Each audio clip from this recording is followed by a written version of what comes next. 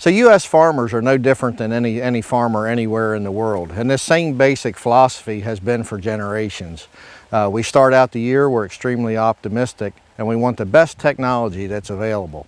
Of course, that changes all the time, and here in the U.S. in the late 90s obviously was the advent of the biotech crops. So we started in 1998 approximately with the Roundup Ready soybeans. And the benefits at that time were obvious. We had some weed problems, and we were able to control those easy. We saw the benefits. We followed shortly thereafter with BT corn. There was a lot of interesting things that happened then. We had trouble with European corn borer and some other insects, and that helped. Well, after a couple years, what we noticed as we got into this was that there were other benefits to the environment that we hadn't seen. Of course, we farm in the Chesapeake Bay region, and it's an extremely environmentally sensitive area. And we have the obligation to do our part for the environment when it comes to water quality and conservation and measures of the soil. And so what we noticed after a couple years of doing this was our soil health actually increased.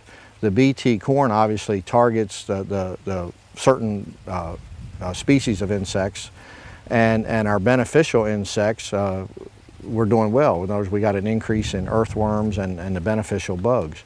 So as this worked, we start to see our soil microbes actually increase. We saw our yields go up, and we noticed that there were efficiencies in this biotech corn.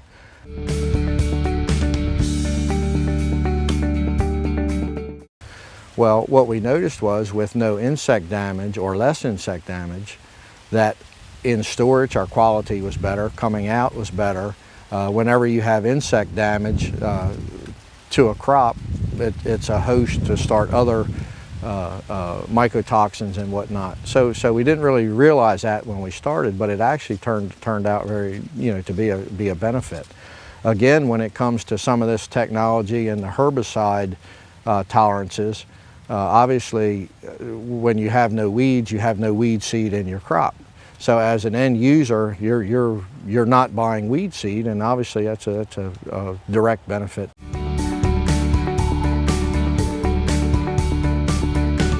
Another thing that we have seen with the biotech crops is prior to that, we used to harvest our corn at about 26 to 28% moisture and dry it. And at those high moistures, we had to run high heat and a lot of air to get the corn dried down to a storage level, which is 14.5 to 15 in this area. Well, we're prone to hurricane and high winds in this area, but with the biotech crops and the health of the stalk, we are able to let those crops stand in the field and naturally dry. So again, where we used to start at 26 or 28, now we start at 18 to 20. And in some cases, it takes very low heat or even no heat at all, just natural air to dry the crop down to a storable condition. And obviously with less heat and whatnot, there's less stress cracks, and so that all comes back to quality for the end user.